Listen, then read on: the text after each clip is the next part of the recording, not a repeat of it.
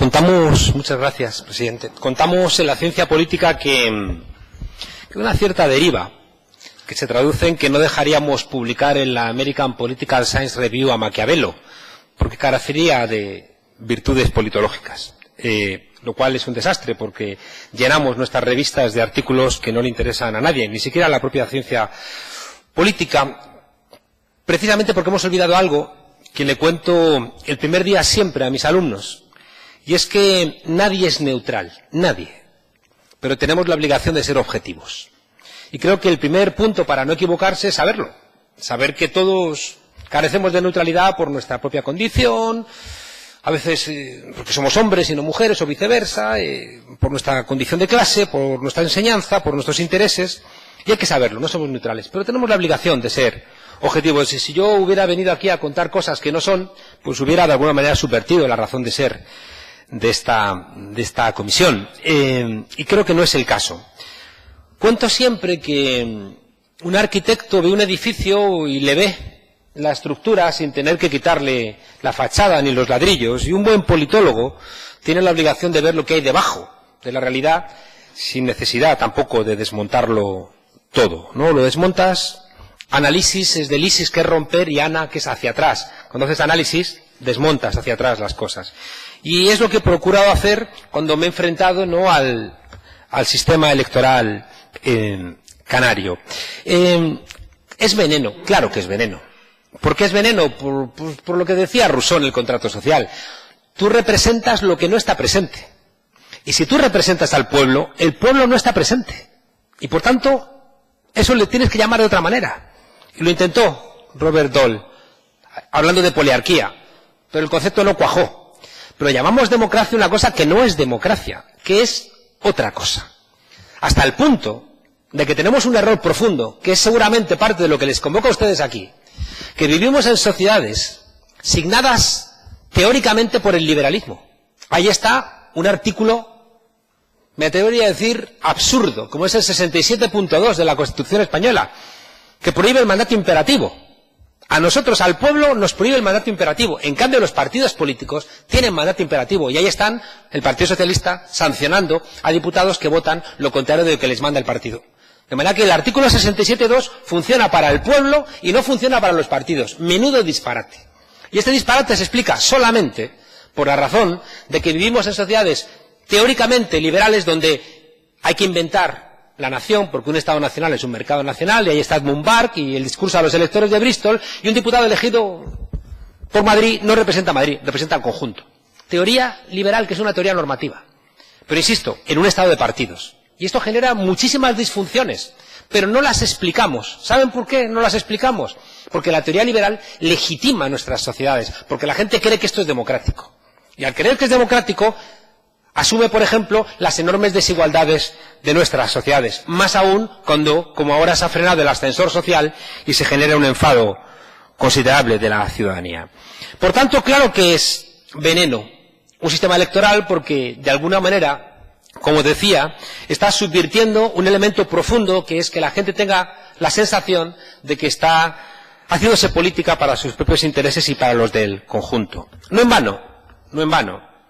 La teoría liberal no está a favor del sufragio universal durante mucho tiempo.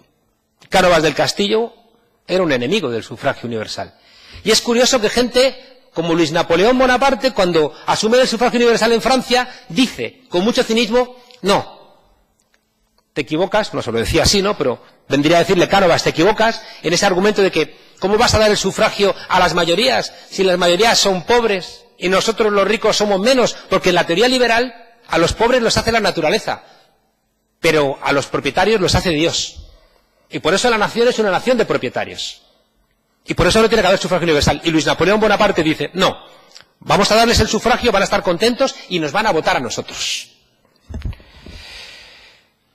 Es tan veneno el sistema electoral y es tan mentira que hemos sido capaces de, simbólicamente, en la cuna de la democracia, que es Grecia, quitar a Papandreou, porque quería preguntarle a los ciudadanos griegos si querían los ajustes de la Troika. Y hemos colocado una persona de Goldman Sachs, a Papademos.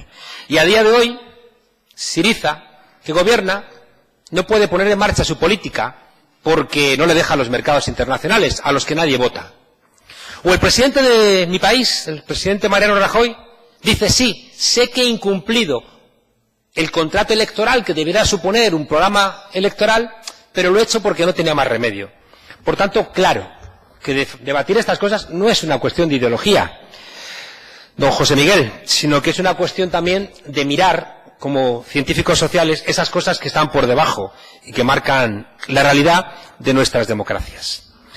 España es plurinacional. Y es una cosa que apenas, a duras penas, ahora estamos entendiendo. Durante todo ese discurso, que también es canovista, España venía de los visigodos, era unitaria, centralista, católica, monárquica y antifederal. Y entonces, en esta idea de lo plurinacional, creo que hay que tener mucho cuidado, porque los equilibrios pueden ser parches.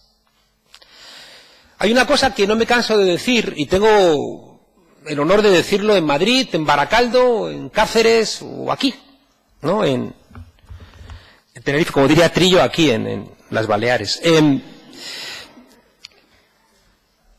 Tengo la fortuna de poder decir que ha debilitado muchísimo la condición plurinacional de España el hecho de que cada vez que iban a Madrid, PNV o Convergencia y Unió a negociar con el PSOE o con el PP, lo hacían en términos de chantaje.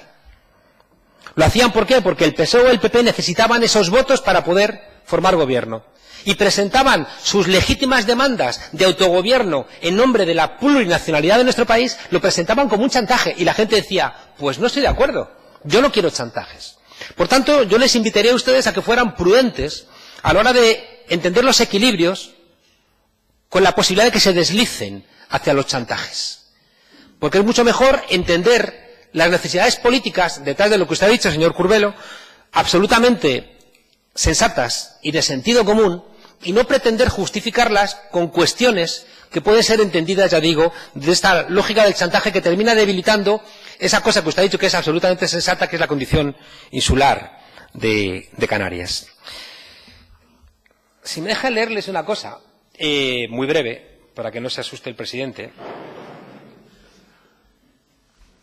Óscar Alzaga, del Partido Popular, coligado, dijo: el sistema electoral español es absolutamente original e infinitamente más original de lo que parece a primera vista, y es bastante maquiavélico, porque la ley actual es esencialmente una reproducción del decreto ley del 77, el de la ley para la reforma política, y tal decreto, formalmente pactado por el gobierno predemocrático con las fuerzas de la oposición, fue elaborado por expertos entre los cuales tuve la fortuna de encontrarme.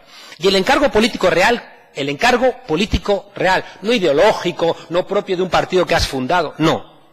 El encargo político real consistía en formular una ley a través de la cual el gobierno pudiese obtener mayoría absoluta. Puesto que los sondeos preelectorales concedían a la futura Unión de Centro Democrático un 36-37% de los votos, se buscó hacer una ley en la que la mayoría absoluta pudiese conseguirse con alrededor del 36-37%, y con un mecanismo que en parte favorecía a las zonas rurales, donde en las proyecciones preelectorales UCD era predominantemente frente a las zonas industriales, en las que era mayor la incidencia del voto favorable al Partido Socialista. Ergo, los sistemas electorales son pura ideología. ¿Y saben ustedes qué problema hemos tenido en España? Que como nuestra Constitución la hizo un país que se acostó franquista y se levantó demócrata, por eso somos el único país donde puede ser demócrata sin ser antifascista, somos el único país. Bueno, ahora ya va cambiando, pero durante mucho tiempo el único país donde podía ser demócrata sin ser antifascista era España. Y el Tribunal Constitucional, como estaban muchas cosas abiertas de nuestra Constitución por esa propia condición de país salido del franquismo, decía en muchas sentencias, ya veremos. Y por eso hay tantísimos votos particulares como el que tiene que ver con esto que estamos discutiendo. Es casi imposible que los representantes políticos opinen de un sistema electoral sin calcular cómo le va a ir a su propio partido. Por eso esta comisión yo creo que está ungida por algún tipo de favor divino, porque les convierte a ustedes en hombres y mujeres buenos y sabios, capaces de ir más allá de las limitaciones propias de los partidos políticos y pensar en el bien colectivo, y he de reconocer que voy a salir emocionado de esta comisión, recordando aquel mandato de la Constitución de Cádiz de 1812, cuando decía que todos los españoles seremos buenos y benéficos, sobre todo esta comisión, donde están ustedes pensando en lo mejor para Canarias y no en lo que le beneficia o le perjudica un cambio electoral a su propio partido.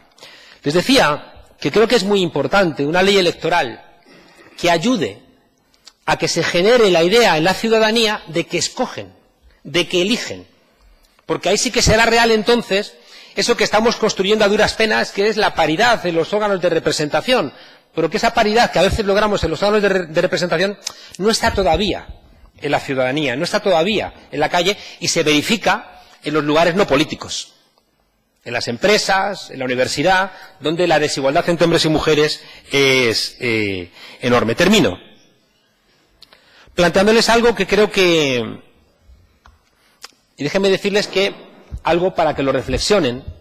A veces te perjudica un sistema electoral, pero lo apoyas por razones extra sistema electoral, pero que tienen los mismos resultados. Ni el PNV ni Convergencia y Unión se han beneficiado del sistema electoral español. En cambio, no lo han querido cambiar nunca. ¿Por qué? Porque les beneficiaba, porque actuaban de bisagra.